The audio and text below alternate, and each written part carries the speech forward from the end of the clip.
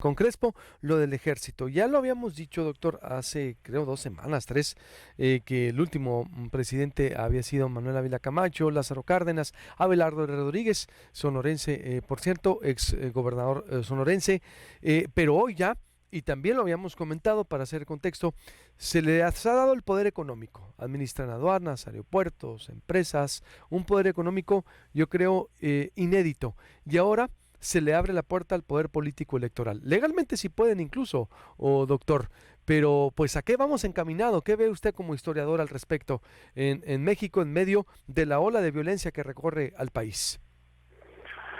Sí, legalmente se puede siempre y cuando él ya haya, el general en cuestión o el militar en cuestión, haya renunciado y ya no forme parte oficialmente del ejército. O sea, en ese sentido, podría competir como ha habido incluso después del último presidente militar, que fue efectivamente Ávila Camacho.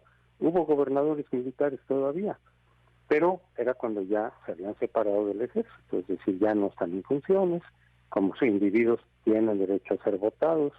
Los únicos que no tienen derecho a ser votados son los sacerdotes por el Estado laico, los ministros de culto, pues.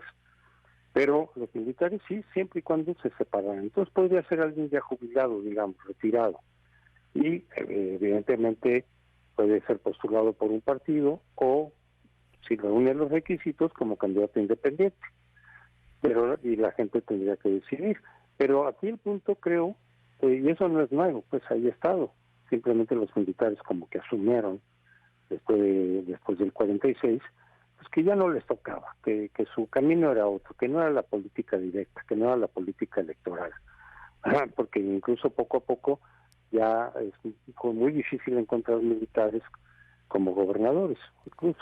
Doctor, ¿se puede Eh, pegar más el teléfono, por favor? ¿Se puede pegar más su boca al teléfono para que se sí, escuche? Ándale, ahí ¿se, está, se, más nítido, se oye gracias. mejor? Sí, perfecto, adelante. Bueno, entonces, eso decíamos. Sí es legal, pero políticamente, pues es una mala señal. Como que el actual gobierno está animando, está defendiendo la posición de que un militar pueda llegar a ser presidente. Si ya se formó, digamos, una tradición no escrita de que los presidentes mejor sean civiles. ¿Por qué? Pues por toda la tradición y la historia que tenemos en América Latina de golpes de Estado.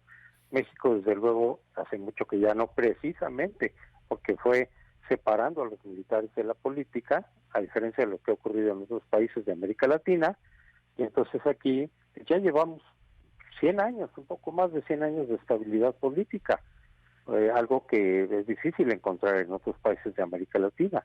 ¿Para qué volver a fomentar la participación política e incluso partidista del ejército? Y aquí el problema no es nada más de que se diga un militar que ya renunció, que ya está retirado, puede participar en política. No, aquí el problema en este gobierno es que estamos viendo que el ejército, como institución, ha tomado partido por el programa de este gobierno. Es decir, se ha ido partidizando poco a poco, no que formalmente pertenezca a un partido, pero se asiste como ejército, como institución, a actos de partido, como ya ocurrió con Morena, o si en los discursos del general secretario toma partido por el proyecto vigente del gobierno, que evidentemente es un proyecto partidista, en este caso es Morena, pues ahí sí estamos en riesgo. Eso sí es más grave, porque ahí está participando el ejército, no a título personal, o el secretario, no a título personal, sino institucionalmente. Eso es más peligroso incluso que decir que algún militar retirado pueda optar por la presidencia. Bueno, y si la gente vota por él, pues fue la voluntad ciudadana.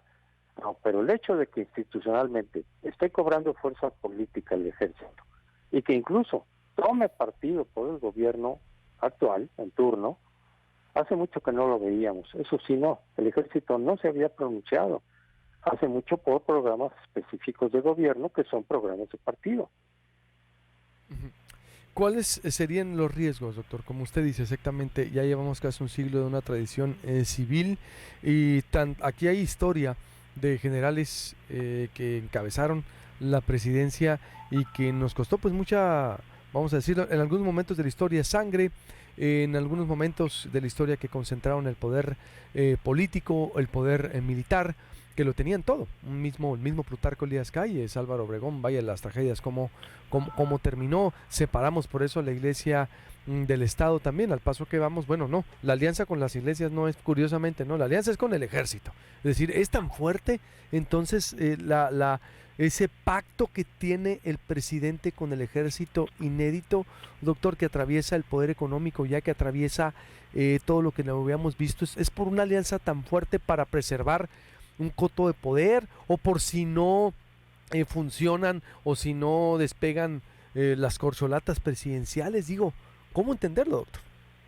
Sí, no creo que ahorita se llegue a ese punto, pero sí, desde luego, el hecho de darle fuerza al ejército desde el gobierno, en primer lugar supone que López Obrador quiere tenerlo de su lado por cualquier cosa, ¿no? López Obrador ha pensado, incluso alguna vez lo ha sugerido, que podría ocurrirle lo de Salvador Allende. Él se quedó, digamos, con esa idea de que sí, de que la derecha, los empresarios pudieran organizar con el ejército un golpe de Estado. Entonces mejor jalárselo de su lado, dándoles gran cantidad de facultades, etcétera, económicas.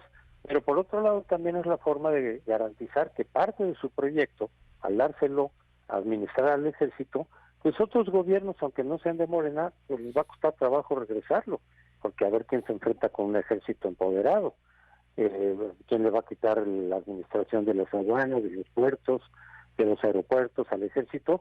Pues no va a ser sencillo. Es la forma que López Obrador quiere garantizar su propio proyecto, dárselo al ejército. El problema es, por un lado, efectivamente, que el ejército empieza a tener más poder, que va a tener la tentación de intervenir en las decisiones públicas de otros temas más allá de la seguridad. Digo, el hecho mismo de que la iniciativa de que el ejército siga en las calles hasta el 28, que lo presentaron como si fuera del PRI y resulta que lo hicieron en la Secretaría de la Defensa, ahora nos enteramos por la propia información del ejército. Bueno, pues nos está diciendo algo que no había ocurrido, o que suponemos no había ocurrido, por lo menos no formalmente, de que el ejército es el que diseña las propias iniciativas que le competen a él, y no al Congreso, o eventualmente el Ejecutivo, directamente. Entonces todo eso sí son señales, son focos rojos. No creo que lleguemos al extremo de que ya en el 24 venga un general, pero están abriendo la puerta al ejército, sí, que eventualmente en una situación de confrontación política, de falta de institucionalización, el ejército decida asumir el poder, o que cada vez tengan la fuerza para irle imponiendo decisiones al presidente en turno, si no a López Obrador, sí al que venga o al que venga después. Porque al darle al ejército más poder viene también la capacidad y la tentación de meterse en política. Totalmente, bueno, como ya le están dando la vuelta. Conclusión, doctor, entonces, para cerrar. Conclusión, sí es un foco rojo importante el que está ocurriendo de politizar al ejército. Sí pone en riesgo la autonomía de las instituciones, sí pone en riesgo el carácter civil del Estado mexicano, que adquirió desde el 46, y en una situación de confrontación, de polarización y de debilitamiento institucional, no se descarta un escenario, no digo que para el año que viene ni para el 24, donde el ejército se imponga por encima de las demás fuerzas políticas y que pierda el Estado el carácter civil.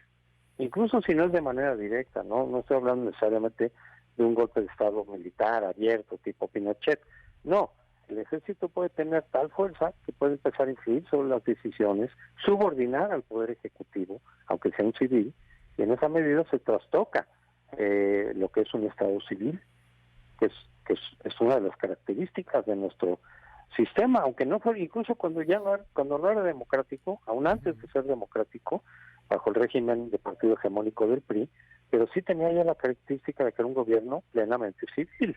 Y repito, eso nos ayudó a mantener la estabilidad política frente a muchos otros países de América Latina. Bueno, eso se está perdiendo en este gobierno poco a poco. Sin duda, y ahí están los costos, y exactamente, pues si le estás dando tanto poder, imagínate cuando ya no se lo des. Cuidado y no estamos dimensionando. Doctor, como siempre, muchas gracias, le mando un abrazo, estamos en contacto. Hasta luego, mucho gusto. Igualmente.